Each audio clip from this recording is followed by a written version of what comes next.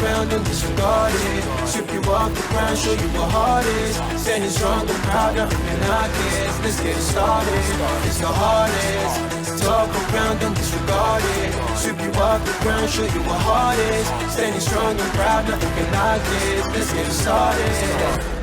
Yeah, get your boots ready. We're about to go on a trip where we wrestle nobody settling or calling it quits. You're here for the grit, betcha this stuff is amazing. You're stumbling? Welcome to the bump in the apron. Step into it, the hardest part of the ring. Here to bring fun, yeah, in this art he is king. It's the best thing, making sure you don't tap out. Don't go soft with the hardest podcast out. And it's not just another one, it's clear. Off the rest, in this content, none contest. Take the nonsense off the steps. You know it's nothing but pure gems when it's coming off the chest. Get it? Now it's time to sit and relax. Get your mind blown away, ain't no skipping this track. Have you paying more attention, no listening gap. Get everything I ever wanted, no giving it back. Yeah. Ooh. What's up, everybody? Welcome to the Apron Bump Podcast. I'm your host. The hardest part of the ring. I just spit all over my keyboard. The hardest part of the ring. Better known in some circles as Kyle. How's everybody doing today? I'm doing fine. Thanks for asking. Just had a big bowl of shawarma. Some chicken shawarma for dinner for the hardest part of the ring. A little falafel action on the side, little eggplant. Daddy choke me. Giving you the update on the what's going on inside me, but what's going on inside you is this episode going inside your ears. That's right. A little recap ski of ECW. Show called Massacre on Queens Boulevard. Massacre on Queens Boulevard. Boulevard? Massacre. Just like I'm massacring this intro. Massacre on Queens Boulevard, 1996. This is the show we are covering today. What a doozy of a show. Lots going on this show. You might be asking yourself, hardest part of the ring, didn't you just do an ECW review a few weeks ago? Or however you sound. And yes, I did. However, I try to do these wrestling wars of the 90s, this timeline. I try to cover everything relatively chronological.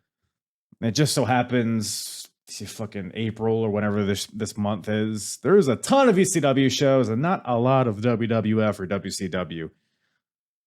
So we're going to be bulking some ECW shows here in the next few weeks, but I think towards, as we go along in this year, I think like maybe the month after this, things start to level out. It starts to be more staggered, but who cares? You probably don't even care. I'm probably the only one that cares about that, but that's the deal. And speaking of wrestling wars of the 90s, ECW, WWF, WCW, stay tuned for the end of this episode where the hardest promotion of 1996 battle continues, as I will grade the show, and then we'll see if this show changed any of the superlatives of the year of 1996. Was the best match of the year so far on this show? The worst match? How's the in-ring? How's the out-of-ring? We cover it all. And we compare all of the major companies. And that's a little thing we'll be doing at the end of the podcast.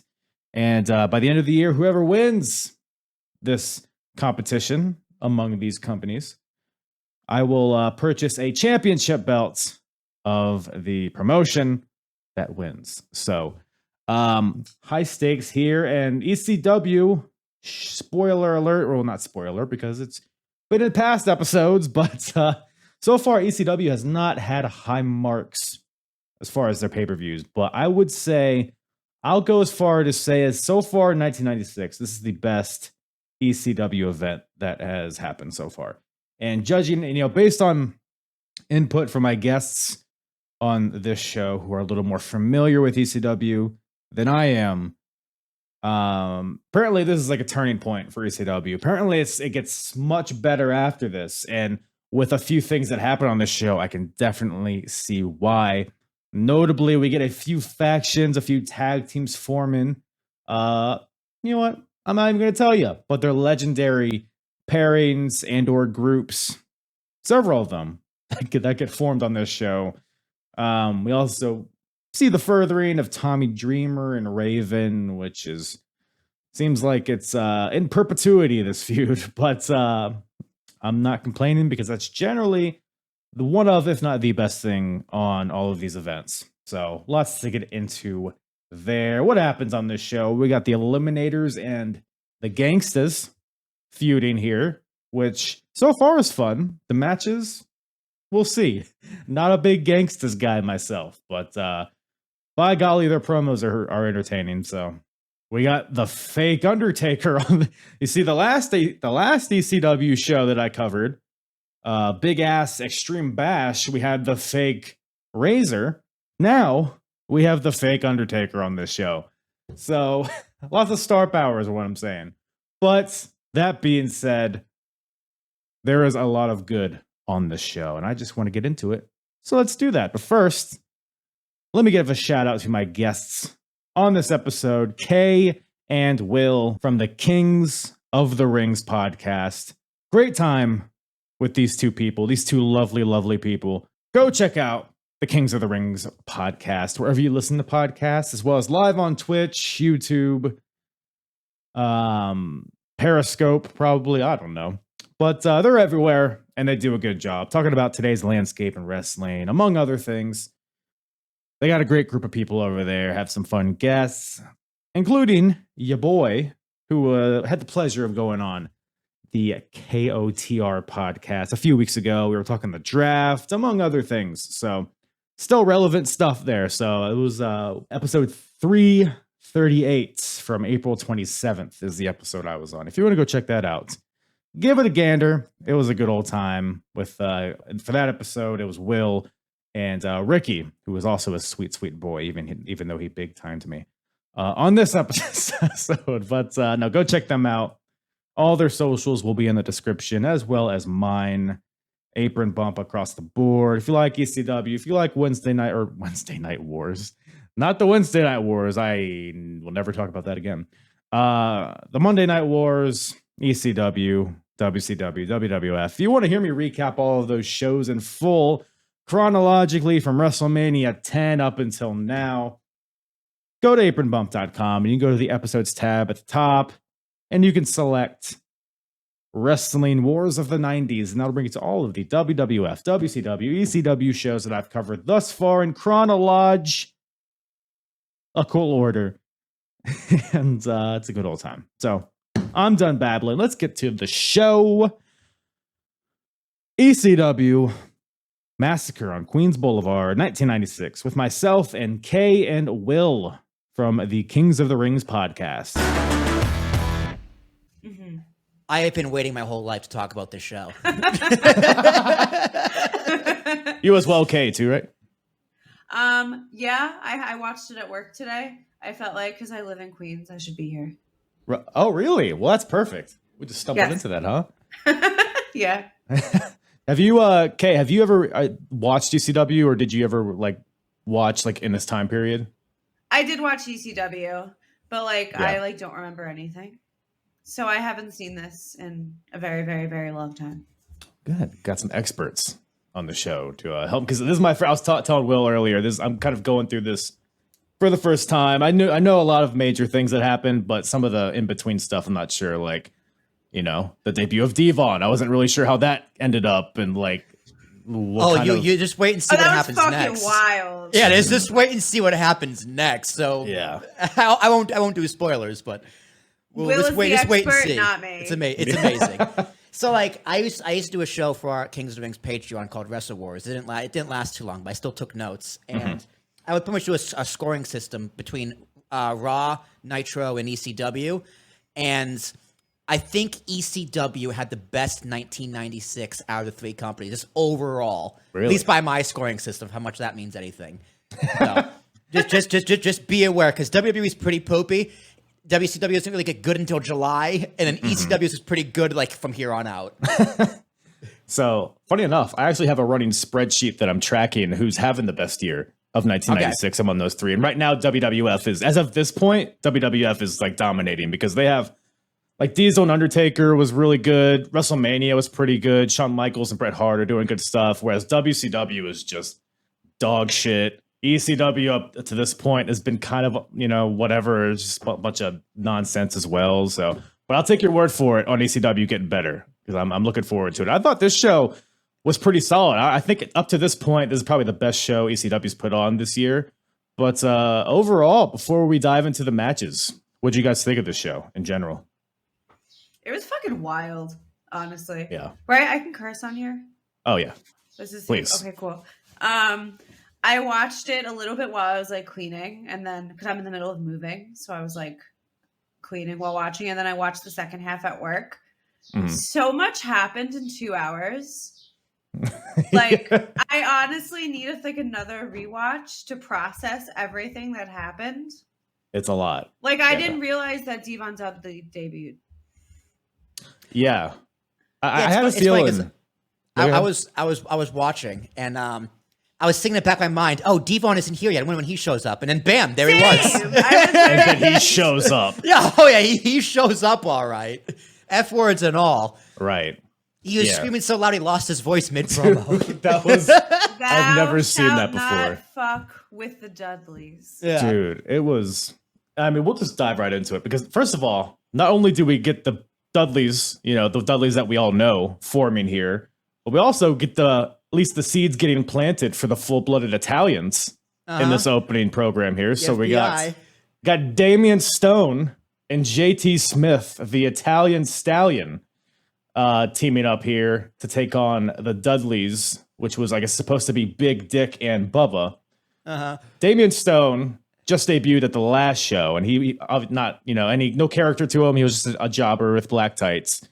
But JT Smith, who's at this point, I mean, if you couldn't tell, with the fucking Italian flag over his shoulders, is really embracing his Italian heritage, and he's got a new Paisan as his partner here, and he's just like, you know what, Damian, I'm gonna call you Little Guido, and then from that point until now, that's what he's known as, pretty much.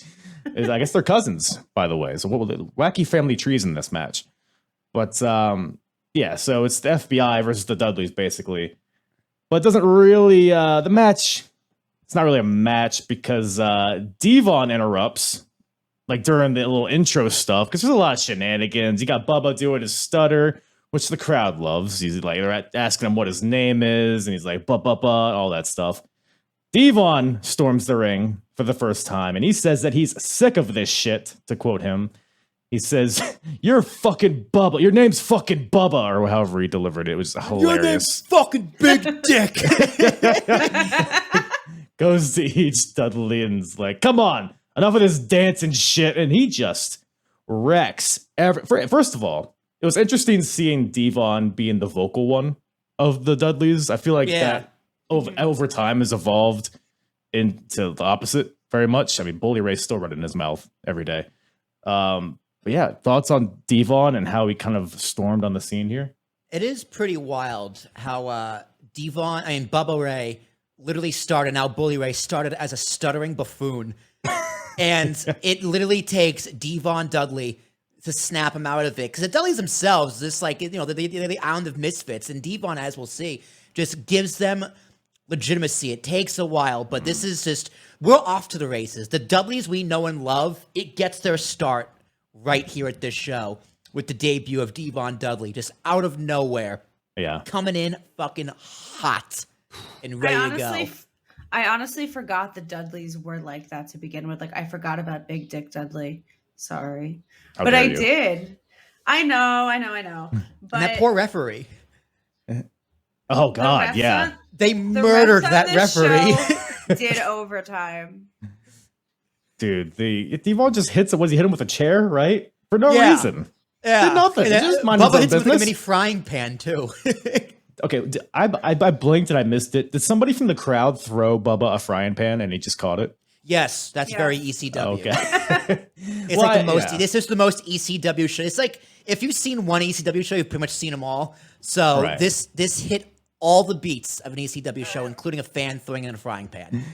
I'm familiar with, them fighting in the crowd and then somebody handing a guy their crutch and then boom, bop, all that stuff. And we see a lot of that on the show too, but I've never seen a guy like throw a weapon into the ring, have the guy catch it and then use it. Oh, it's super convenient. Yeah. I mean, it's like, that's what frying pans were made for, basically. But yeah, Devon, I mean, he is just, like you said, he lost his voice with how much he was shouting and how intense he was. So really good debut for him. Like I said, he just wrecks everybody. The Italians just chairs everybody. The ref, he just mounts the ref and is just pounding on him. It's a DQ finish if you care about that at all. But yeah, really brutal segment here. But I guess we're off to the races with the Dudleys. And I've seen a handful of their later ECW stuff, and I could see this is definitely planting the seed for that like vicious side for them. But it takes a while, but their heel work becomes very legendary in like '97. But Devon and the Dudleys, it's really good stuff. Because at this time, Bubba was also a booker backstage. It was like him, Paulie, and Tommy Dreamer were involved in a lot of the storylines, specifically Bubba. So how did Bubba a lot get of the in success of the Dubbies, I have no idea. But someone had to do it, and I guess Bubba has a good mind for the business. So I guess he was doing a lot of the booking. He's like still very young here, right? Because like, oh yeah, how much experience did he have? And he's green. He's very green and like 400 pounds. He's very overweight and he's very green. But he was just the top candidate to be the booker, I guess. Someone had to do it, man. They were on a shoestring budget. It's not going to be JT Smith, I guess. They weren't getting Vince money yet. But yeah, as far as how the Dudleys probably like low 20s, they got to be right at this point. I mean, you look at Bubba, he could be 18 or 45 at this point. So yeah, for real, literally. But we should say that the Dudleys kick ass, they leave, and then JT Smith gets up and he's like, "Yeah, Guido, we kicked their asses, right?" He like grabs the mic and says it, and then Devon sprints back to the ring, tackles him, chairs him again, and is like, this is never going to end. I thought it was going to be 2 hours of Devon kicking the shit out of people, but it was a surprisingly very long segment. I would have been mad if that was like 2 hours of that. Yeah, there's worse things. Like Billy Black, for example. We got Billy Black in this next match facing off against Hack Myers. So you guys are familiar with the Shaw, right? Shaw. Yeah, that's all he's known for. That's it. It's the best. Are you saying that the Shaw is just a hokey gimmick and he's not a talented wrestler? Yeah, but the fans love it. Wait until Balls Mahoney debuts. Balls Mahoney was my everything. You know what's funny, Kay? Your eyes lit up when he said Balls Mahoney. I'm actually friends with his cousin. Are you? How? Yeah, he was in my fraternity. He was a few years older, but weird dude. Really weird dude. He's like, my cousin's Balls Mahoney. Rest in peace. Balls Mahoney passed away a few years ago. But yeah. They would play Shaw with balls. Typical ECW crowd for you. Do Balls and Shaw ever face off? No. Balls Mahoney teams up with Axl Rotten. Oh. What a smelly team that is. No kidding. So yeah, I like this. The only thing I can say with this match is it's Shaw. Dude, Shaw, I love Hack Myers. He's my favorite wrestler of all time. But he's just an enigma. He's a superstar. And the things that he does in the ring is magic. So I love this match. Is he famous for anything outside of ECW? Did he ever work anywhere else? I think he did a cup of coffee in WCW. Okay. But I think everybody in ECW kind of did. Sandman fucking did. I mean, everybody went over there at some point, but yeah, for the most part, it's funny because I had never heard of Hack Myers until I started rewatching all this stuff. He's not like one of the guys that like everybody brings up Sandman and Dreamer and Sabu. You never hear about Hack Myers. I'm like wondering when does like, because he's still hot here. Yeah. But like, when does he like fall off? But there's a lot of that in ECW. A lot of it's like, who the fuck are these people? But they're like super over. Yeah. But they're super over, like a Balls Mahoney. Right. Of course. But yeah, for anyone unfamiliar with Billy Black, which I don't know how you could be, it seems like a Jerry Lawler ripoff, from what I gathered. Maybe a slightly rough, like a homeless Jerry Lawler, maybe. Ready to Rumble. What's the guy's name? Arquette?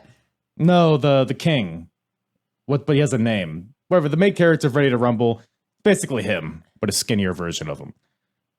Jimmy King. Jimmy King is his name.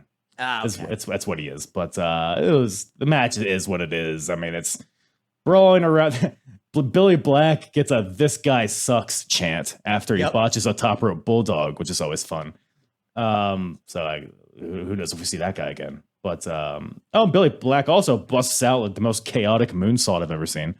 But misses, and then Hack wins with the Hack Attack. I don't know if that's what he actually calls it. That's what I call it, though. It's like a terrible like top rope face buster thing. Always looks shitty, but he gets him the win. And Hack Myers is victorious, as he should be. So I don't know. What do you guys think about this one? If you have any other It thoughts, was fine. It happened. Yeah. that is for It sure. was whelming. It was very whelming. I was very whelmed. I mean, it's ECW, man. Sometimes there's 3 types of ECW matches. Really, really good wrestling, which is surprising. Like a Jericho versus Benoit, like really good wrestling. There's the most ridiculous thing with Tommy Dreamer, with like hardcore matches when the crowd fighting outside in the snow. And then there's this, which is just, It this happens. it's a glorified indie show, is really what it is. Honestly, though, that was like the number one takeaway. Like, I felt like I was at an indie show. Like, I felt like I was at an NYWC show. I felt like I was at La Boom. It was very nice, but I was on my couch. Would ECW be considered indie at this point? Because I mean, they're only in Philly and New York pretty much at this point. I mean, they're on TV, but they're on like access television at 11 o'clock at night. It's like public TV. I mean, technically they are on, like they're nationally televised. They're close to at this point. So I always consider them indie because they're just like there is a rinky-dink production, but technically on paper, they are an actual third promotion. They're like a step up from indie. Yeah. I like that. Like it was in a fucking gym. Yeah, literally. Excuse me. Little bingo hall. It was in the the Lost Battalion Hall. Yeah, in Rego Park. Of course. Yeah, see, I forget you're the local person. Man, another type of match ECW has from time to time are just stiff muggings of jobbers, which is what this next match was. We got the Eliminators versus the team of El Puerto Ricano and Joe Hartgood. For some reason, this is for the tag team titles. I don't know what Puerto and Hartgood did to earn a tag team title match. But John Kronos and Perry Saturn are here. And my goodness, they just they beat these poor boys into submission. I love watching the Eliminators, no matter what kind of match they're in. What'd you guys think about this one? The Eliminators need more street cred. They are hands down the best tag team of 1996, and it's not even close. The title elimination is just like the most exhilarating thing ever. Their promos, John Kronos, is just so like scary and terrifying, and the guy in the back just laughs. So the Eliminators are just they need so much more respect on their name, straight up. Much agreed. Yeah, I definitely felt like, because I wasn't really familiar with the Eliminators, like I don't remember them, so it makes me want to go back and look more into their catalog. Do you have any matches either of you would recommend? Them and the Gangsters. Just anytime them and the Gangsters go up against each other, they put the Gangsters on the map, and their feud really carries through 1996. Well, that's good to hear, because so far what I've seen of the Gangsters is them just mindlessly brawling with the Public Enemy and the Pit Bulls and just awful stuff. Like, the promos are great, but all of Gangsta's matches I've seen so far have been awful.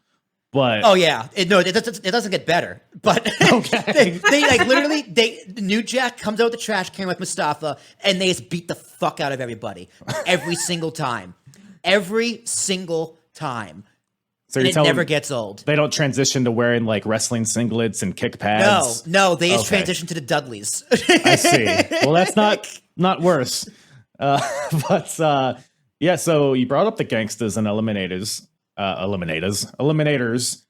feuding, and that's starting to kick off at this point. I should say, by the way, the Eliminators win. Obviously, this match. There's they hit chair doomsday devices on both guys, which is exactly what it sounds like. Stereo moonsaults from both. Perry Saturn hits a lion salt from like 3/4 of the way across the ring, which is very impressive. And total eliminations to both guys. Both vicious. just an awesome move. And that gives them the win. And then the Eliminators, who have been feuding with the Gangstas on the TV show mainly, they call out the Gangstas, to which it's like they were ready to come out. They come right out with a trash. By the way, love in ECW when somebody has a trash can. It's not like a WWE trash can where it's like they just bought it from Home Depot and it's clean and it's under the ring. No, it's a full trash can with trash in it. I said there's actually trash in it too. Yeah, exactly. I mean, it's just, fuck it. Just throw it all in there. And then they start going at it. The locker room empties. The police get involved. New York's finest. They get in there. But New Jack punches one of the cops because that's very on brand. And I guess you're not allowed to do that. So they handcuffed him and allegedly took him and Mustafa to jail. But more on that later. Yeah, he just got out of jail, New Jack. So I thought that angle there was pretty fun. What about you guys? It might not have been an angle, for real. New Jack was legitimately psychotic. It could have been was real. out of his mind. Okay, I feel like you would be a giant fan of the Gangstas. It's like at an actual show, you'd be losing your mind for the Gangstas. Really? Yeah. I definitely had fun with this segment. New Jack is always a chaotic delight on my screen. That's the best way to describe New Jack. One of his children actually is a drag queen who I follow on Twitter. His actual child? Yeah. That's pretty cool. Yeah. I didn't have that on my bingo card, but I can't see New Jack being okay with that. I don't think he is. Doesn't really matter now, I guess, huh? Yeah, he's dead, so who cares? Fuck him, right? But anyways, so I'm really hoping one of you guys is an expert on Damien 666 because I am very unfamiliar with this fella. Damien 666 of the apparently number one contender for the ECW world title as he faces off against Raven here for the title. It just sounds like someone's like AOL screen name. It probably was. Does. Yeah, it probably was. And for anybody unfamiliar with Damien 666, I guess he was a big in AAA and WAR in Japan. So he's been across the world, and I don't know how old he is. Well, now he's like 62 because I researched him. But so I guess he's like at this point a veteran. Physically, aesthetic. I don't know how would you describe Damien 666? 90s. Yeah. Very 90s. It's like what was Brooklyn Dollar Brawlers? Storage. It's kind of giving Jeff Hardy's more recent WWE makeup. Ooh, I like that. But a little more gothy. Yeah, he looked like he was painted like a baseball, like Brooklyn Brawlers character. Yeah. Do you remember when Demon Finn was going to be the pumpkin? Oh my God. What? I do not. Can you recall me, please? A couple years ago, they were supposed to be with the Demon Finn and Sister Abigail in a match. Mm-hmm. And Demon Finn oh my God, that's right. He was like a giant pumpkin. Yeah. Oh my God, Kate. I don't remember the pumpkin. I do remember this now. There was a promo. They like flash into a pumpkin. It was ridiculous. Yeah, and the internet ran with it, but it never happened. Thank God. Right. Thank God. I do remember that match being built up. I don't remember Pumpkin Balor personally, but I guess that's what Damien 666 looks like. But a little bit. Before I forget, because Joel Gertner, the ring announcer, Stud Muffin, and the stud muffin, the certified stud muffin. Yeah. Joel Gertner is going to become one of the top heels in the business as a fucking ring announcer. I promise you. It's the transformation of Joel Gertner is astounding. I love Joel Gertner. I wonder if he's still around and still doing things. I want to reach out to him and talk to him. He needs to be at a WrestleCon. Yeah, but also Raven's Flock, because Kimono Wanalea. This when Kimono Wanalea comes up, right? And she gets smacked around. Oh my God! Among the several women that get smacked around on this show, bold, so bold. And that random chick, I forgot that random chick makes out with the Blue Meanie and gets like the whipped cream off his stomach. That was really weird. That's not this match, right? That's a later. Oh no, it is this match. This is this match because he's going up against Raven. So let's set the scene here because there's a lot going on. There's so much going on here. So Stevie Richards and Blue Meanie, the fabulous ones, are there. Stevie has a broken orbital bone, so he's wearing a hockey mask to protect his face. You got Blue Meanie's there, which that just writes itself. A random woman just storms the ring, makes out with him, pushes him over, pours whipped cream in his belly button, and then licks it out of his belly button. And a Kimono Wanalea is there, and so what happens? So Raven tries to stop the random lady from eating whipped cream out of his belly button. When Kimono gets involved somehow, Raven ends up slapping her. She goes face down like a Family Guy character, just, and then Richards is like, "What are you doing, Raven?" And then he's like, "Oh, I guess you're my boss." So Richards just starts stomping a mud hole in Kimono Wanalea. And then cuts a promo, Stevie does, and he goes over to Damien and is like, "Do you even speak English?"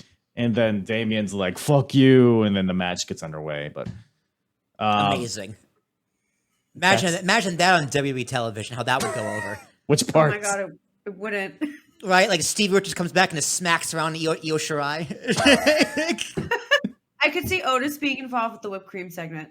Oh, for sure. Yes. Wait. Yes. Otis and what's her name? Maxine Dupree.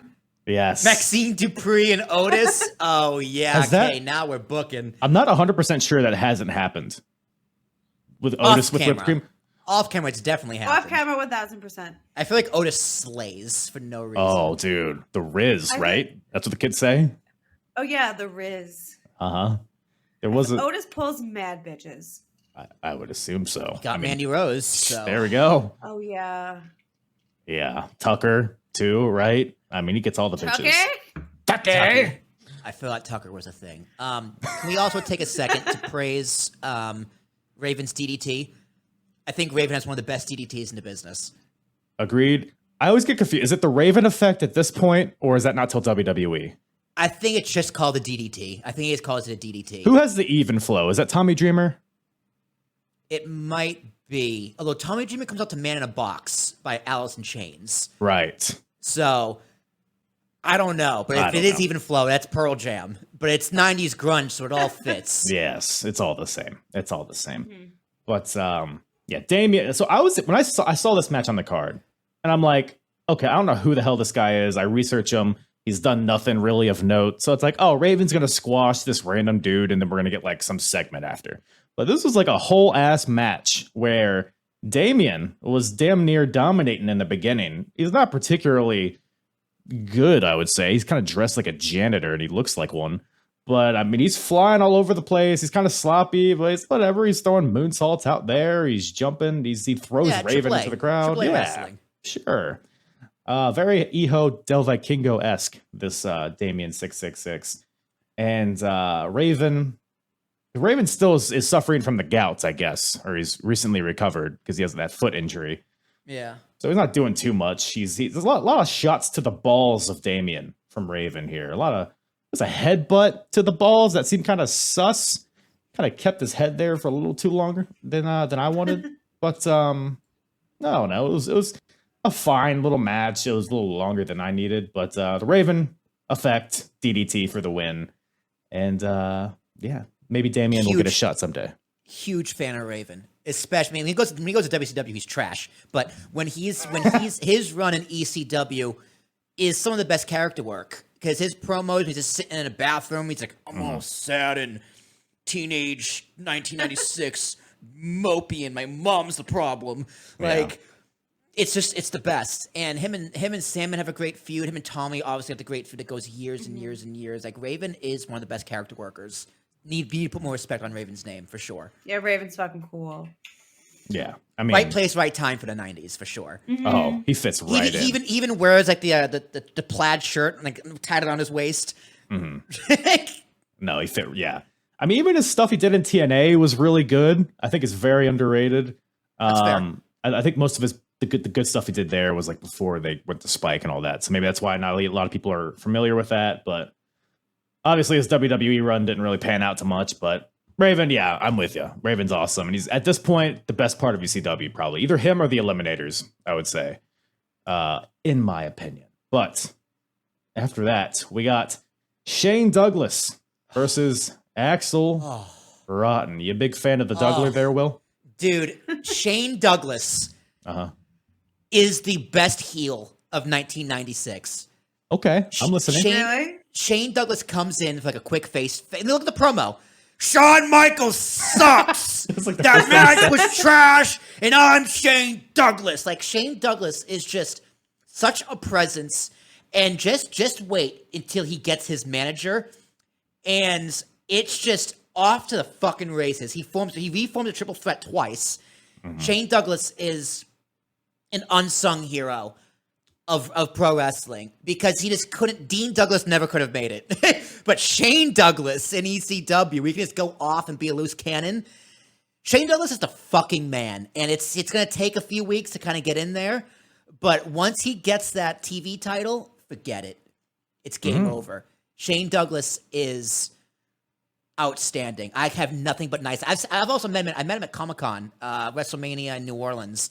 The nicest human being. I can't believe how nice he is. I was like, Shane, why aren't you screaming at people? Oh yeah. Right. He's like he's just like he talks in the gruffness. Like, but in person, he's just like, I'm Shane Douglas. I think I found God. Like, I swear to God, Shane Douglas found Jesus, and this became really nice. Good for him. Love to see it. I love Shane Douglas. He's a great worker too. He's a great worker. He's a diamond in the rough when it comes to ECW at this point because he looks like a wrestler. Rough. He does. Like he's one of the only guys that's like in tights and boots and can cut a promo and can like work a match. There's not a lot of those guys in ECW at this point. So like if you want to know how gross ECW is, look at Shane Douglas's trunks when he enters the ring to when he leaves the ring. His trunks get filthy. Yeah. Absolutely disgusting. But yeah, like you said, Shane, first of all, I guess it was supposed to be Shane Douglas versus RVD, but RVD broke his wrist. So now Shane doesn't have an opponent. But Shane's still here, so he storms the ring, grabs a mic, and I guess he sees a fan in the crowd that was at WrestleMania. I think it was the one with like the tall one with the long hair. I guess they're a prominent fan of some sort. And he was like, yeah, I think I saw you at WrestleMania. And then he was like, yeah, you like that Shawn Michaels match? And then he's like chanting, he's like, hey, everybody, did you like that match? And everybody's like, boo. He's just like, rah, rah, rah. And he invites Shawn Michaels to ECW. I forget what exact words he used, but I don't think it was. If you want a real fight, you come to ECW. Yeah! He was not very happy. Not very happy. He's the best, dude. I'm telling you, Shane Douglas is the fucking man. Technically, he won the Intercontinental Championship from Shawn Michaels. So, who wins there, right? No, that was Dean. This is Shane. Oh, yeah. I forget. I always forget. But then Shane's like, yeah, I'm challenging anybody back there tough enough because ECW is full of tough guys. Not like, and then I quote, not like that piece of shit Hogan, that cocksucker Razor Ramon, or Dick Flair. It's like, Jesus, Shane. That's how you really feel, Shane. Not getting that third run, I guess, in WWF. But I guess he throws out an open challenge. Raven's music hits. So Shane, of course, is like, oh, I'm getting a shot for the world title. But it's Blue Meanie, a member of his nest, comes out. Shane's like, no, we're not doing that. And then in comes Axel Rotten with a barbed wire baseball bat to the gut of Blue Meanie. Who knows if he even felt it? And now we have a match between Shane Douglas and Axel. What are you guys' thoughts on Axel Rotten, if you have any? Okay, Me too. Anything? Me too. I always forget he exists. I'm like, oh yeah, Axel Rotten. I'm pulling him up. I had to pull him up on Wikipedia. I always think he's in the Nasty Boys. I always think he's the one from the I think that's the idea. Boys. Yeah, but he's not. They have a lot of Nasty Boys ripoffs in ECW at this point. I mean, Axel Rotten was a great worker, but just I think he was a guy who couldn't get out of his own way.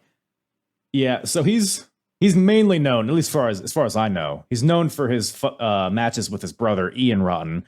He had that like the Taipei death match where they had like the glass shards on their wrists. They had like all sorts of like bar. Have you seen that match? No. Really? I go. It's some Is it sometime in ECW? 95. Yeah, Or is it Japan? See, I never watched 95 ECW. it's not worth it. You're I that's the know. right That's call. why I didn't watch it. When did you I start? start January 96. I don't go anything before 96. I don't watch any wrestling pre 1996. Why? It's too old, man. That's such a funny line. Nope. Well, December 95? Nope, not for me. Nope. Hell, I don't even want to start until like Austin 316, to be honest, or like NWO, like when Razor in May. Like I don't want to start until like May 96. But for the sake of argument, I got to sit through 3 months of really bad wrestling in January, February, March. I'm trying to think of But anything Will, worth. look at all the good wrestling you could be missing. Oh yeah, WCW had 3 cages stacked on top of each other, and it was terrible. That's 96. That's uncensored 1996. The last time Yes. you see Hulk Hogan before he turns heel. So Yeah, I just watched that. It was a dandy. it's terrible. It's so stupid. It's so fucking stupid. I'm gonna need you to put respect on the Final Solution's name. Okay. I don't know if Benoit Or and Ultimate Kevin Solution. Sullivan start feuding before that or during that, but if that happened, that's It was the only after. thing where it's after. Yeah. Yeah. So Well, Like I there's want to that. go back. I want to go back and like watch the 90s like as an adult because I don't fucking remember them. I was born in 1991. So I don't remember the shit I saw as a casual child. put it this So way, I wa- Austin starts 1996 as the dream, the ringmaster. So you Yeah. feel I should start in 1996. Where do you feel I should start if I want to go to the 90s? that's a good question. I mean, maybe Bash at the Beach 96 ish. Because I'm watching it for the first time myself. And I've watched all of okay. 94. I've watched all of 95. Like pretty recently, I've been covering it on my podcast. And yeah, not a lot worth watching before this point. I mean, there's a few things. I'm trying to think of anything in 95 that's like worth going back. I think Survivor Series 95 was pretty good. Okay. There's a few matches here and there that are good, but yeah, not a lot of misses, not a lot of hits. Okay, if you before really want this. a good starting point, just start the first episode of Raw. Ever. No, we don't need to do that. We don't I need mean, it's to a lot watch. of garbage, but if you want to watch the Well- 90s, because there's this like, think of Monday Night Raw. It's literally before Raw and after Raw. Because before Raw, it's just like wrestling was Yeah. every now and then. Now wrestling's That's weekly. true. It's literally the beginning of a new generation that changed wrestling forever. So if you want to start in the 90s, pre 96, I would say start Raw. there. Okay. well, When was Consider my the first Nitro? Was it later in 95? Later in yeah, 95? it was like September 95. September 95? So yeah, Raw's 93. That'd be a good So, point to start actually when Nitro started. You could start the first Nitro as well. Yeah, because Raw That's true. for a long time Raw is just like squash matches, you know. So It's like only an hour though. yeah, that's fair. Wow. Raw is I only love Raw is that. only an hour until March of 97. Put it that way. hmm Oh, Well, speaking of Raw, this match is pretty raw. Shane Douglas, Axel Rotten. Yeah, Axel Rotten to me, it's like he thinks he's a big deal. And I think ECW was trying really hard to make Axel Rotten a big deal based on it's like early ECW when they first transitioned to Extreme Championship Wrestling. The matches him and his brother had against each other were so like crucial in them developing their identity as like an extreme company. But like nothing really ever hit with him outside of those. Like he's faced Sandman and guys like that. And Axel is the debut of Rob Van Dam was against Axel Rotten. Axel just doesn't come off like a star to me. I mean, but it's ECW and that's what they want probably. So who am I? Yeah. And also, and who is the one who took ECW Extreme?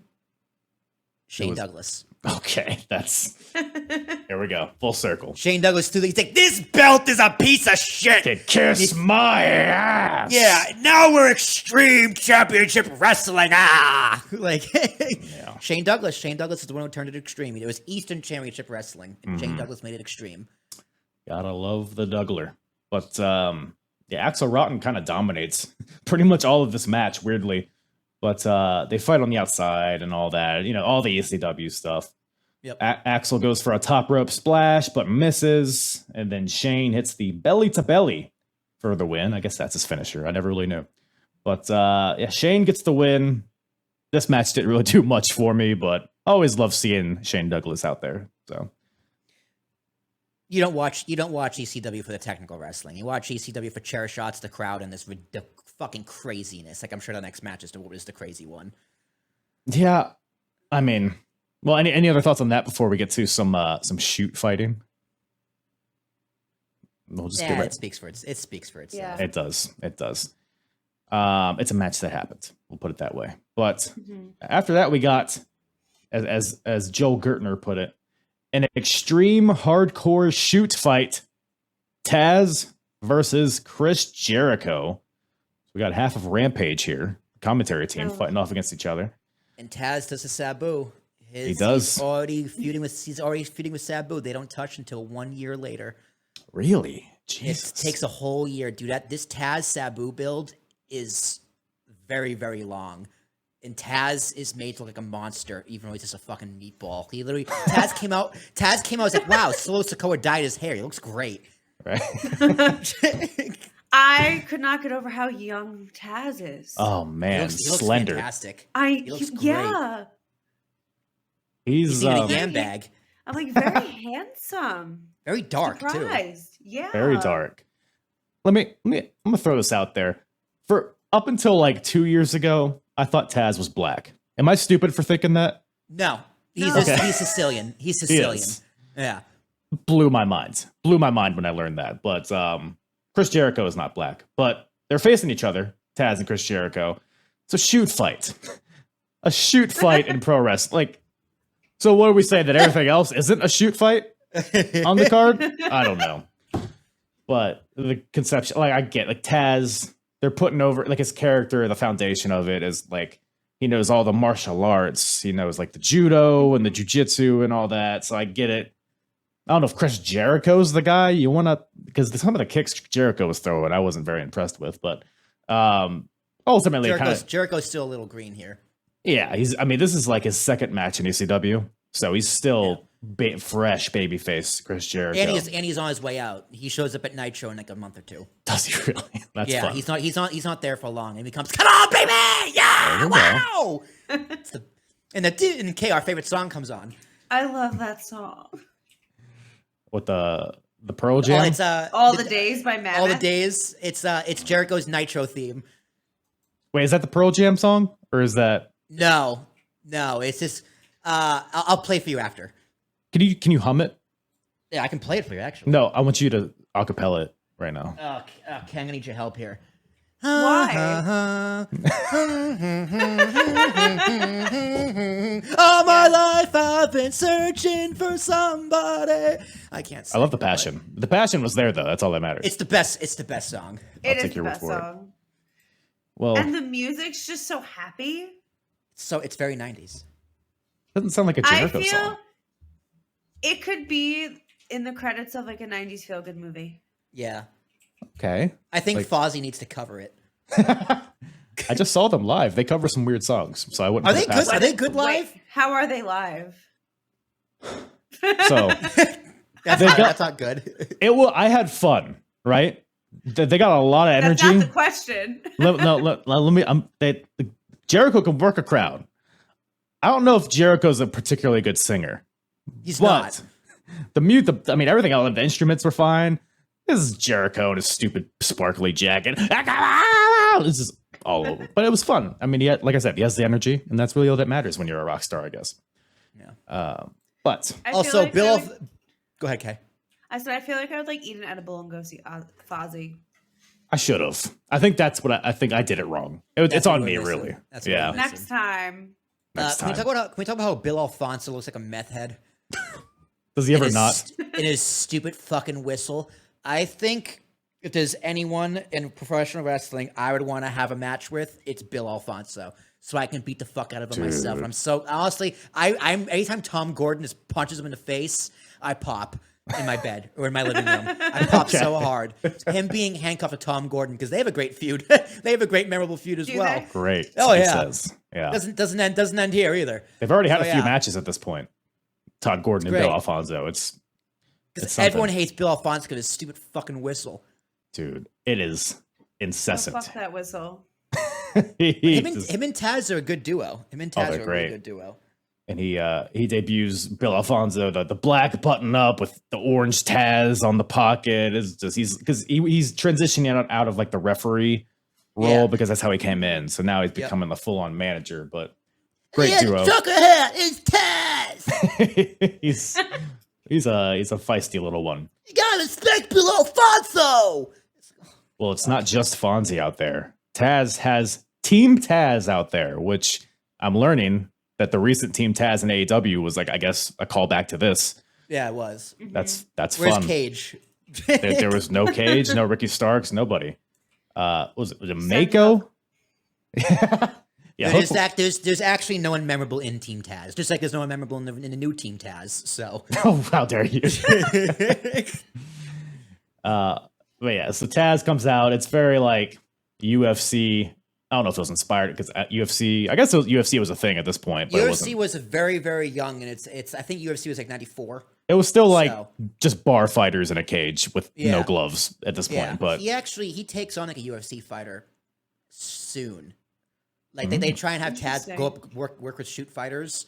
And it's like he has like maybe like a karate expert, somebody. You'll see. You can remind me when it comes up. Karate, you mean? Karate. Karate. So yeah, he fucks up someone. So I look forward to that. But yeah, Taz versus Chris Jericho. We got Bill Alfonso, obviously, with Taz, and you got Todd Gordon behind Jericho here. I guess mainly because Todd and Bill Alfonso have been at odds. And to neutralize Bill Alfonso, there's a clause in the contract, I guess, for this match that Todd Gordon and Bill Alfonso had to be handcuffed together at ringside, which is fun because throughout the match you have Alfonso like constantly trying to get away, and then you have Todd pulling him back and doing the whole why I oughta thing like over and over again.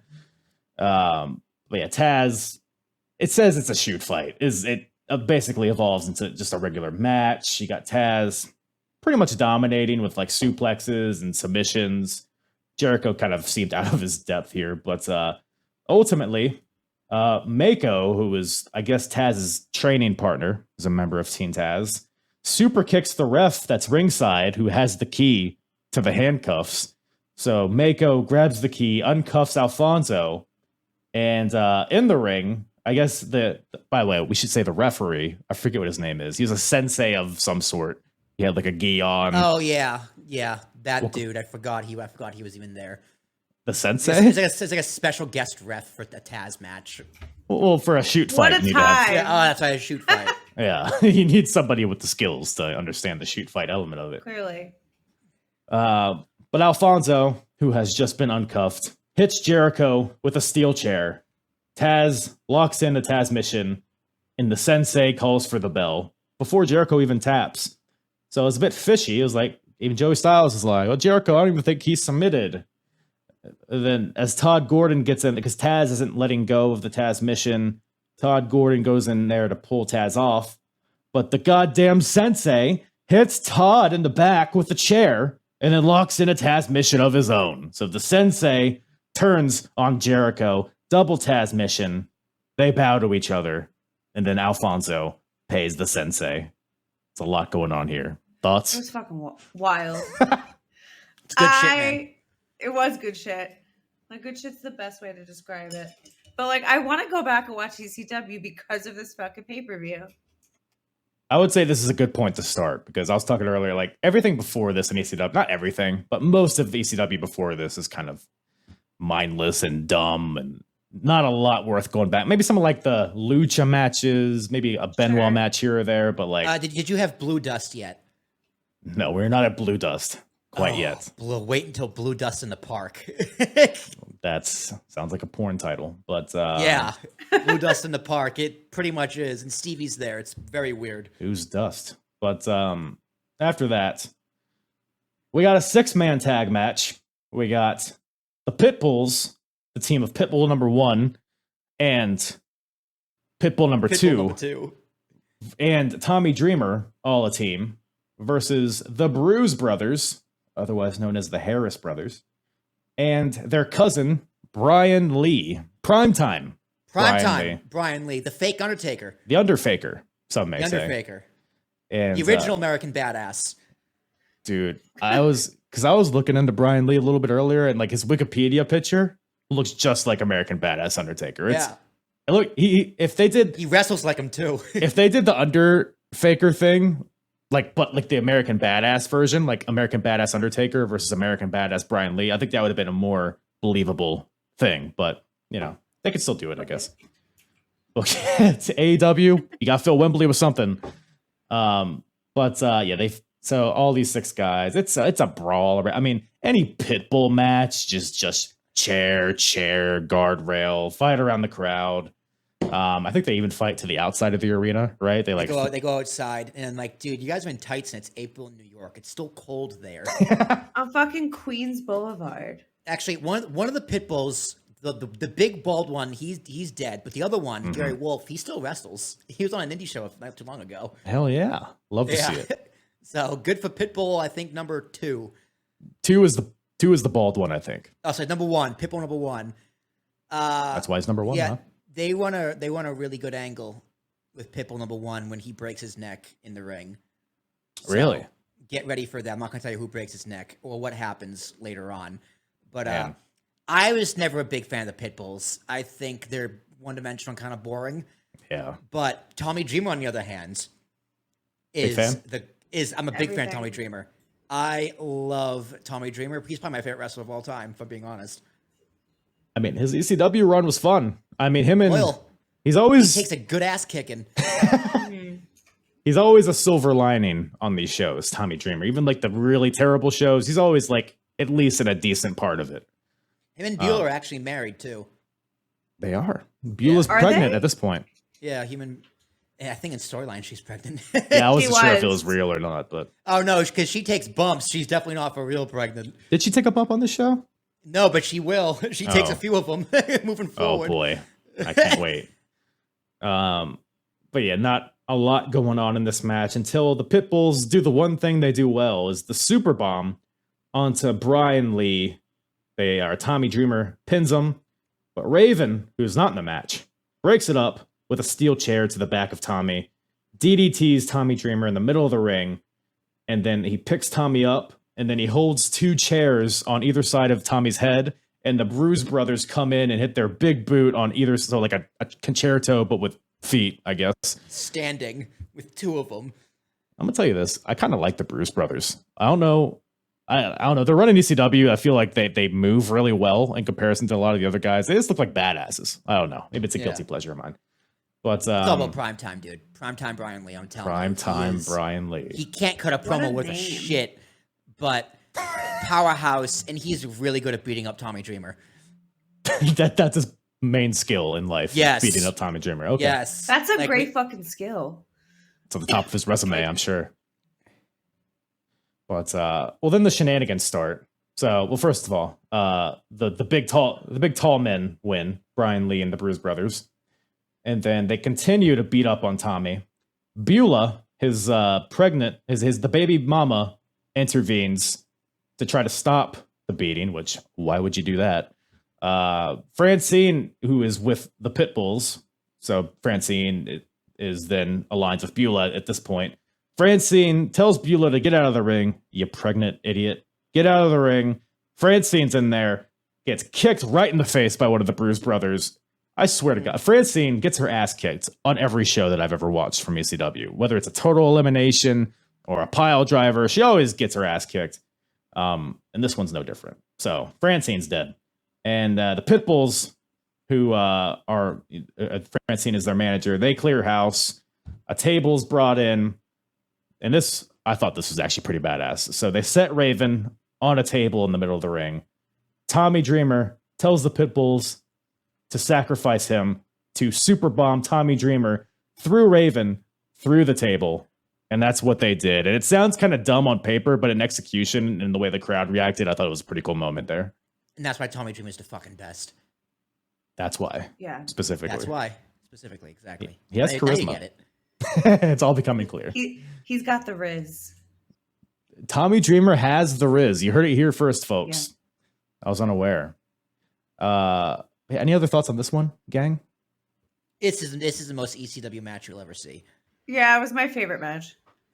Really? Of the show. Yeah, okay. It was super. Yeah, mine too. Fun. It was my favorite match, and it was better than Sabu's botches. First of all, okay, I was going to say I love Sabu. I also love Sabu. I actually think Sabu he's very underrated. I think you were saying. No, I was gonna say same. Like I was really excited to see Sabu on the card. Sabu versus Mikey Whipwreck, which I mean, it's pretty much what you would imagine this match would be. It's a spot fest. It's very like, okay, now I'm gonna jump over the guardrail in this direction. Okay, now I'm gonna fall off the top rope in this direction. For a long time, this felt like a very long match. I'm gonna miss this table. I'm gonna fall off this turnbuckle. I can't even say it was serviceable because a lot of it wasn't, but they tried. Sabu, also Italian. Well, that just changes the entire thing. Sabu's not even Indian. He's Italian. Is he really? Wow. Yeah, Sabu's actually Italian. He's not Indian. What is great entrance music though. He has really good entrance music. It's the weird instrument horn thing. Yeah, I don't know what it is, but it's a really good sound. That wasn't his ECW song though, right? Because I know that's what he used in WWE. On Peacock, they dubbed it over. Yeah, they probably dubbed over his WWE theme because they don't have the rights to. Well, ECW didn't have the rights. So like 94, 95, Sabu, his song was like the Jaws theme song. Like is when he was still like chained to the gurney and he would like he would storm the ring. So it's got to be better than that, I would assume. But yeah, Mikey. I mean, I'm not a big Mikey Whipwreck guy either. Like I'm not either. People love Mikey Whipwreck. Like ECW fans love Mikey Whipwreck. I never got it. Never got it. I think he was the first Triple Crown though. Mikey Whipwreck was. Man, and it's like the thing with Mikey Whipwreck is like his whole character is that he's an underdog. But at what point, like you've won all the titles, at what point are you just not an underdog and you're just a schlub with a t-shirt? Tommy Dreamer does the gimmick better. Yeah, because he really doesn't win anything.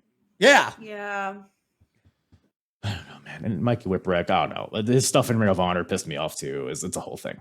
But and Sabu, like I said, I mean, to me, from what I've seen, even his run in TNA, Sabu, he did a lot of good shit. His matches with like Abyss, and he even faced Raven a few times in TNA. He had a really good run. I think overall Sabu is like it's fun to like the botches and stuff. That's always the stuff that gets highlighted in his career. But for the most part, he's actually pretty impressively athletic and smooth. Maybe not smooth. Smooth is probably not the right word. But like he was super innovative. I mean, the finish of this match, and like I mean the match leading up to it, it's a bunch of springboards and diving into the crowd. Like by the end of this match, I was sick of diving into the crowd. And I think they were just spamming it. But the finish was awesome. So Sabu has Mikey sat up on the top rope. Sabu sets up a chair. He runs up the chair, jumps onto the top rope, lands on the top rope, leaps into a Hurricane Rana onto Mikey off the top rope, and that gives him the win. So Sabu wins, and I guess in a year he'll face Taz. So that's where we're at with Sabu. So yep. Any other nuggets on this one? Any spots stick out to you guys in particular? Oh, the one where he sits at the chair and he ends up going with the double axe handle on the floor. That's cool. It was just like, okay. But then he did use a table off the ropes into the crowd, so that was cool. Yeah, that was fun. Pretty dangerous, but I guess he's homicidal and genocidal, so I guess that's what you expect. But that brings us to the main event, folks. It's actually a rematch of the previous show for whatever reason. It's a 3-way elimination tag team. Well, it's a 2-way, or it's a tag match. It's confusing. So it was originally supposed to be a 3-way. It was going to be Sandman and Too Cold Scorpio versus the Gangstas versus the Headhunters. But as we remember, the Gangsters got handcuffed and taken to jail earlier. So now it's a 2-way, or 1-on-2-1. It's a tag match. It's confusing. I'm confused. First of all, this Sandman entrance. Why was this 20 minutes long? And why was there so much groping? I didn't understand it, but Missy Hyatt, because she's a hooah. She's a scuzzy looking one. But yeah, it was rough. But and Too Cold Scorpio dances his way to the ring, and I feel like those entrances were longer than this match was. But it was very long. Sandman always has long entrances. It's his thing, man. But Sandman, I think, is the most over person in ECW. Oh yeah. I think he was the most over. The crowd just fucking loves the Sandman. He's just a psychopath who chugs beer, smashes it over his head at a Singapore cane. He wrestles in pajamas. Like, That's all you can ask for. what's not to love, man? I mean, that's the dream, right? Yeah, he's just your drunk uncle. That's just who he is. He's a psychopath. I guess those people from Queens can really identify with him, right, Kay? Yeah. But the headhunters are here as well. Mo Good. Fat, Talk about a bore. Mo Fat and Mohim, the headhunters, accompanied by their manager, Damian Kane, who was I seeing this, or did Damian Kane have the WWF tag team titles with him? It was very confusing. I didn't know what kind of, because they're not the ECW tag team champions. So I was like, what belts did he? And it looked like the WWF ones. I don't know if they're like replicas or what, but Unless they were part of another promotion. Who knows? I have no idea. knows? I mean, the headhunters were just in the Royal Rumble a few months before this, so don't know. Yuck. That was the thing that happened. And Happened. this match, much like their previous match that these teams had, well, first of all, I should say that the gangsters weren't there in the beginning. So Sandman and Scorpio, they fight off against the headhunters. Again, it's more mindless brawling around the ring and in the crowd, using weapons from the crowd. It's the classic ECW stuff. Scorpio throws a moonsault from the ring into the crowd, which at that point I was like, okay, just another dive into the crowd. But Missy Hyatt and Lady Alexandra, who's with the headhunters, they have a cat fight as they meet the quota for the show. Joey Styles is the best. One of the headhunters hits a splash on Sandman, but then in come the gangsters, still in cuffs because they were apprehended. And Joey Styles theorizes that they must have stolen a cop car to get back, which Clearly. I guess. Duh. How else? How else That would is you the get back? only way you can travel in New York City, Oh, is by stealing a cop car. Fun fact. good to know. Good travel notes for if I ever go there. Yeah, so the gangsters are back. They eventually get uncuffed. I didn't catch like how they got uncuffed, but they do.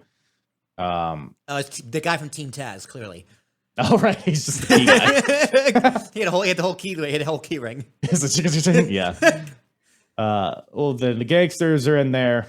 They have chairs and whatnot. And so do the Eliminators, who storm the ring because they're still continuing that feud with the gangsters. They hit the gangsters with chairs. They beat on them. Do they hit total elimination or do they just chair them a bunch? I think they just chair him a bunch. Yeah, that sounds about right. But then they leave. At some point, the headhunters leave too. I guess they got bored. So they're gone. So now it's pretty much just the gangsters versus Sandman and Scorpio. I mean, anything in that match kind of catch your guys' eye? That it didn't. It was kind of just a whatever match to me personally. It's hard to watch 2 hours of ECW sometimes. Yeah, it is. Yeah. As much as I love it, it's hard to watch it all in one sitting because a lot of the matches are pretty much the same. Like, what's in between this match and Tommy Dreamer Bruise Brothers match? There really isn't that much of a difference. Mm-hmm. Yeah. No, that's very true. Like, I did watch this in two sittings because it was all starting to blur together a little bit. Yeah, I did the same. So don't worry. But yeah, I agree. Even though there was some differentiation, but not really actually. Now that I'm looking at it, but especially the second half of my watch, I watched it while I was working. So like, if you're not like really truly paying attention, the next match will slip on and you don't realize it. right. And then I look up and be like, "Who the fuck is this?" Yeah, who's this now? Who's on my TV screen? No, literally that I had to would have to rewind and go back. Yeah, I mean, it's just, I don't know. I think one thing this card was missing, you didn't really have a good technical match. Like, generally, they'll have like a Rey Mysterio versus Hoovy, or a Benoit versus Jericho, or an Eddie Guerrero. But I guess Taz and Jericho was supposed to be that, but it was more storyline angle than anything. So, but I should say this main event ends with the gangsters win when Mustafa hits a power slam onto maybe Scorpio, who cares who it was. And then New Jack comes off the top with the chair, and that gives the gangsters the win, which makes sense considering they seem to be challenging for the tag title soon. So I guess we're still building up the gangsters. And yeah, so overall, I mean, this match, I've seen worse gangsters matches before. I mean, I feel like this had a decent energy to it, but I agree it kind of blends in with a lot of the other stuff. But yeah. Any other notes on this one, guys? Nothing really notable. I enjoyed it. Yeah. No, I mean they're the stars of ECW at this point, so I see why it made events. But yeah. So that brings Massacre on Queens Boulevard to a close. Overall, I mean, in '96, because I've been watching all these ECW shows, I would say this is probably one of the stronger shows that I've seen so far from ECW. It wasn't perfect by any means, but you had some cool, like I love the Tommy Dreamer Raven stuff. The Dudley stuff was awesome. The little Guido Hack Myers got a win, so like A+ for that alone. It was a massacre, all right. For On sure. Queens Boulevard. Yeah. Well, you know it's not a massacre. It's a King of the Ring podcast. Kings of the Ring Kings podcast. of the Ring podcast. That is correct. It can get very bloody, though. I've been a part of it. Ricky and I can fucking go at it, let me tell you.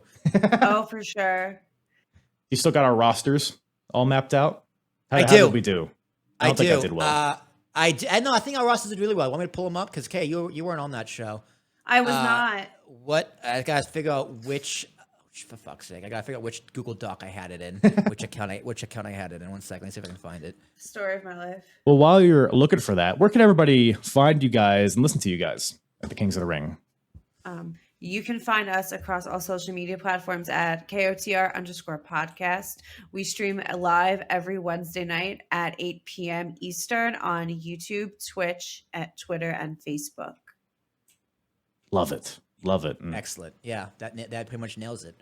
Oh yeah, and I appreciate It's a lot you of guys. fun. We have so much fun and bullshit on our show. It's a great time. That's the thing. Our chat It's room can get fun. really wild, so just be aware. It's pretty wild. It goes down in the DMs, is what I hear. Here it is. DM? Yeah, I found it. I found the draft. It's the DMs are spicy, and there's usually AEW updates as the show goes on. Because unfortunately for Absolutely. us, we compete with Dynamite. Yeah, that's Right. also a problem. We should Yeah. probably talk to Ricky about that. All right, but Kay, here's my roster. I drafted Roman Reigns with the Bloodline, obviously. Seth fucking Rollins, Bobby Lashley, AJ Styles with the Club and Mia Yim, the Street Profits, Randall Keith Orton, Judgment Day, because I have Rhea Ripley as champion as well, and the tag champs, Drew McIntyre. And here's where it gets fun. I drafted Quincy Elliott and the Maximum Male Models. Who the fuck is Quincy Elliott? Oh, Google them. They're incredible. I know who they're the in- maximum male models are. So Quincy they're who? Quincy Elliott, Quincey Elliott. It's like Rikishi and Goldust had a kid. Yeah, a little bit of Ooh. Visagra. Them and a little bit of a Viscera too. You're right. A little them, him, and Maximum Male Models are gonna form a faction, and all they're trying to do is to get Solo Sikoa to break and do the Rikishi dance. That's their whole gimmick. What an art. I also drafted Odyssey Jones and Austin Theory. Kyle also has a really good roster. He has Cody Rhodes as champion. He has Bianca as tag team champions because he's on Raw. Gunther as with Imperium as IC champ. Grayson Waller, the Alpha Academy. Oh yeah. Roxanne Perez, Yeah. the entire Schism from NXT. Why did I Brawl- draft the Schism? I don't know, man. That was on you. I was into it. The Brawling Brutes, not to be confused with the ones from ECW. Los Lotharios, I think that's where I made a mistake. Los Lotharios. Oh, Angel Garza's a gem. I don't know what you're talking about. Lyra Valkyria. Who's Yes. that? She's NXT. Gulak and Charlie Dempsey. Gulak still signed? Yep. Hell yeah. He's Donovan Dijak and Nakamura. So that's a pretty solid Raw roster. That's a great roster. I don't hate it. I thought it was going to be worse. And then Ricky had Wesley and Carmelo as champions. Brock Lesnar, Braun Breaker, LWO with Rey Mysterio, The Miz, Charlotte, New Day, including Big E, Damage Control, LA Knight, Bronson Reed, Becky Lynch, Johnny Gargano, and Logan Paul. That's on NXT. Another very strong roster. Well, let me ask you this: if you had to pick one person from this show to add to that roster, who would you pick? And that's not Tommy Dreamer. Fuck. Oh, I'm taking the Eliminators. No, I lied. Shane Douglas. You're not picking Billy Black? Fuck, who? I already How dare forgot you. who he is. Shaw! Once again, thank you to Kay and Will from the Kings of the Rings podcast for joining me through this massacre on Queens Boulevard. Great people. Go check out the KOTR podcast wherever you listen, as well as live on Twitch and YouTube.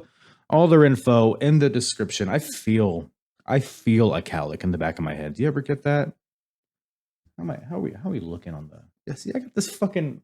I look like the kid from Emperor's New Groove when I get a cowlick. That's why I can never have a man bun or anything like that, because I just look like a fucking sumo wrestler. Anyway, just let it fly.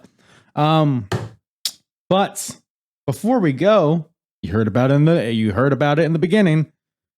Time to grade the show and see who the hardest promotion of 1996 is.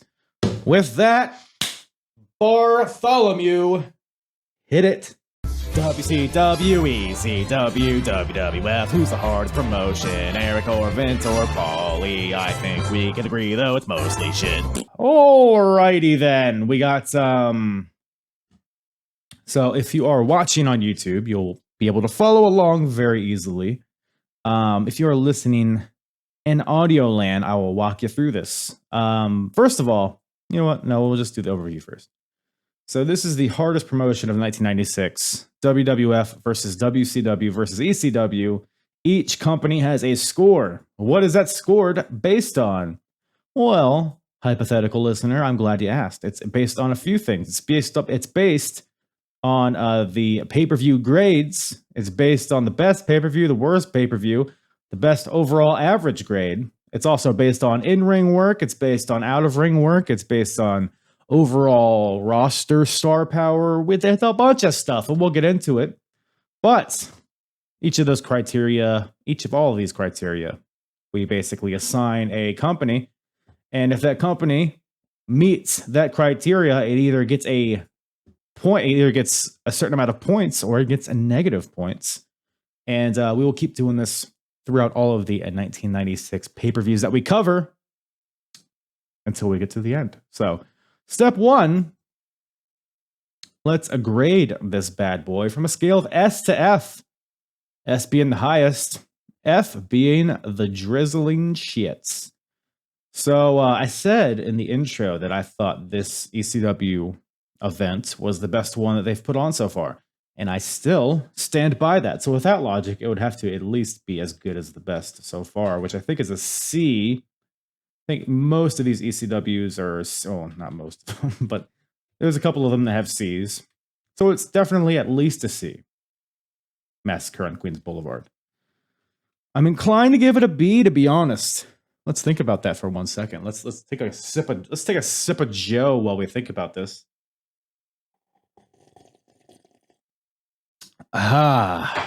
Need to warm that up. So what we're thinking, if it's C, it's either a C or a B for sure. We got In Your House 6 at a B. WrestleMania 12 is an A. Uncensored was a C. So I'm kind of like looking at other shows and basing, trying to keep the same logic. I think this show was, you know, the thing about this show, it had a really strong start, but it kind of tapered off a little bit. Let me look at my to make sure I'm not, like Mikey Whipwreck and Sabu was kind of dumb. So was the main event. The Brody Lee, or not Brody Lee, the Bruise Brothers, Brian Lee, Tommy Dreamer, Pitbulls was fine. Some of it. Shane and Axel was stupid. Why is Damien 666 getting a title? You know what? Yeah, the show gets a C. It's one of those things where I enjoyed it as I was watching it, but looking back, it's like it wasn't as good as I thought. But it was still a solid show, and I still think it's the best one so far. I would probably give it a C plus if that was an option, but it is not. So this show, Queens Boulevard, gets a C. Now we go and see what company has the highest average grade. As of right now, WWF still has the lead with an average grade of about a B. ECW's in second with about a what would that be? A D plus, I guess, C minus. WCW has a D. So So no changes there. So as we come back to the overall scoreboard, no change to the best overall average grade of these pay-per-views. And just to recap, WWF is sweeping the board so far with 22 points. WCW and ECW both with 0. But a lot can happen. A lot will happen in 1996. And I should reiterate that we are not taking advantage of hindsight. So we're not thinking about the NWO. We're not thinking about Stone Cold Steve Austin and his rise. We're not thinking about anything that happens in ECW going forward. We are basing it off of what we've covered so far. And so far, the first third or so of this year, WWF has had the best products. But let's see if that changes at all. So best pay-per-view, still WrestleMania 12. It's the only one with an A grade. So easy logic there. Worst pay-per-view, WCW Super Brawl. Still it. Best overall in ring. I don't think anything on this show really would teeter that in any direction. Right now, we're tracking WWF as the best in ring. You got Brett and Shawn and Owen and even stuff like Diesel and Undertaker over there doing good stuff. So overall, WWF and WCW is not even in the equation for now. Maybe when the cruiserweights pop in, but not yet. We're not there yet, quite. Best match, Shawn Michaels versus Bret Hart, WrestleMania 12. Still, nothing on this show is better than that. So that stays the same. Worst match, Hogan versus Giant from Super Brawl. Nothing on this show I don't think was worse. Now, I mean, I was expecting the main event to potentially give it a run for its money, but it was better than the previous version that we saw at the last ECW event. So Hogan versus Giant, still the worst. So WCW gets the -1 point for that. I got a burp. That was almost vomit. All right, we got roster and star power. So this is just looking at the roster, looking at the strength of the roster. And in the past, I've kind of thought like from a mainstream perspective. So like right now we're tracking WCW as the best roster purely for the fact that they got Hogan and Macho Man and Ric Flair and Lex Luger and guys like that. And that may very well stay the same, but let's think about this. So we haven't covered it in pay-per-view form yet.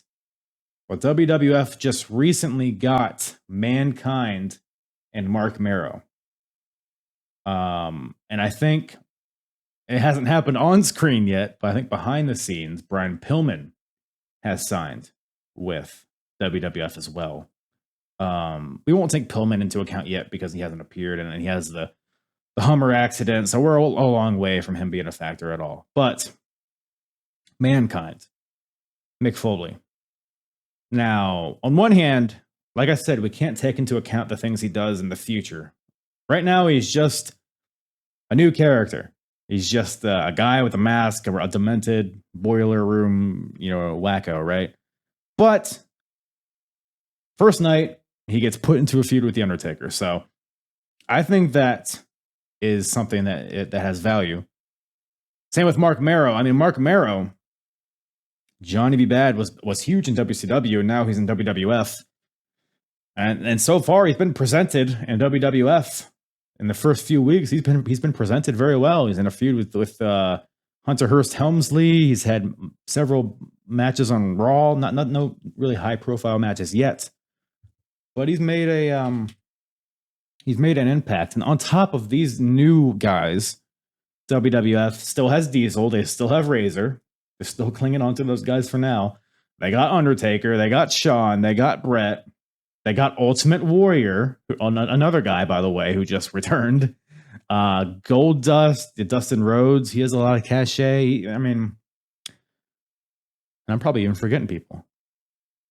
Now, the question is that better than what WCW has in Hogan, Macho Man, Flair, Luger? I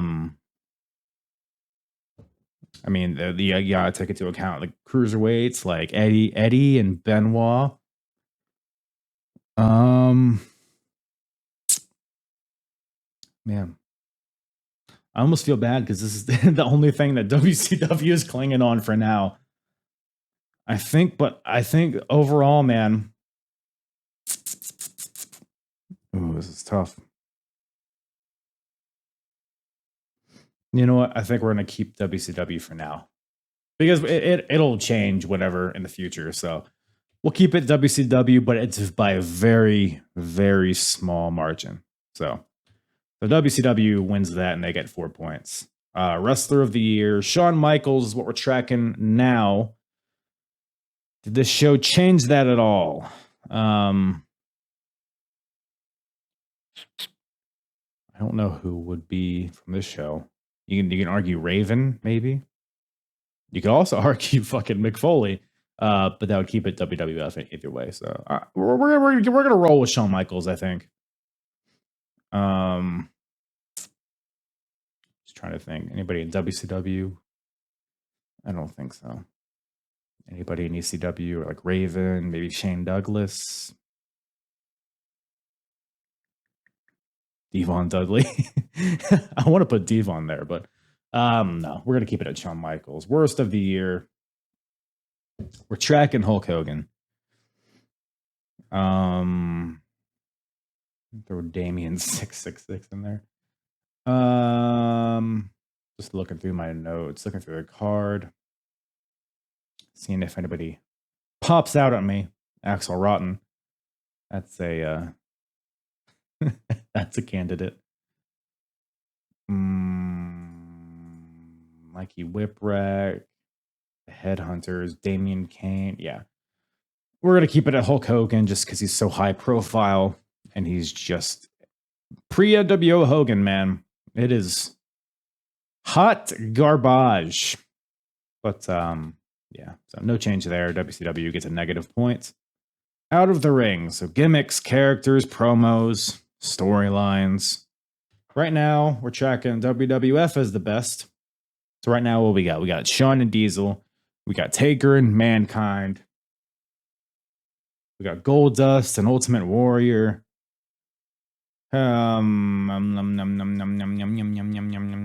Razor's there. Mark Marrows are good.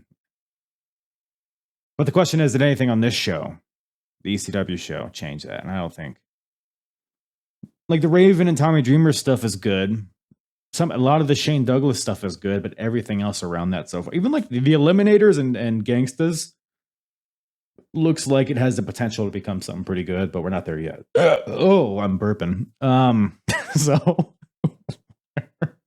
yeah. So best overall, WWF still has that. They got 4 points. Best character / storyline, we're tracking Goldust as the best so far. Goldust. Does Dreamer and Raven, is that better? Or is Shane Douglas better? No. I think. I might. Because what happened with Dreamer and Raven on? I'm recording this on a different day than we recorded the episode, so at this point, I already forgot. Notes, clicking my mouse to find it. Boom. Oh man, with the table sacrifice. You got the Pit Bulls are in there, the Bruise Brothers, the Brawling. Dude, fucking man. I'm gonna put Goldust is also kind of cooled off a little bit at this point. Not cooled off, but he's in a lull at this point a little bit. Or has he? You know what? No. I'm gonna keep. You almost had me. We're keeping it at Goldust. For now. Worst character storyline, Dungeon of Doom. Yeah, I mean. Yeah.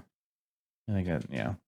Yeah, so I don't think there was any changes. Once again, this has kind of remained steady for a while, but it still feels like we're revving up in this year, even though we're like a third of the way through it. But the rest of 96 is going to be wacky. But as for now, this is where the standings remain. So WWF is still in the lead, 22-0. And that about does it. I think that's about all Daddy has for you. Gone a little long on this. I like hanging out with you guys. What can I say? I don't want to leave you. I'm a very lonely boy. But thank you guys for listening once again. Love you all. Appreciate you tuning in. Appreciate you tuning that dial to this these coordinates. This what's the radio dial? The frequency. Thank you for turning to this frequency to listen to my velvety voice be inside your ear.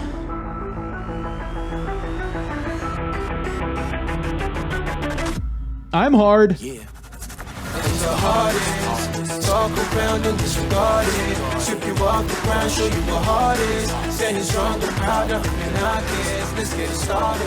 It's the hardest. Talk around and disregard it. Strip you off the ground, show you what heart is. Standing strong and proud, nothing I guess. Let's get it started.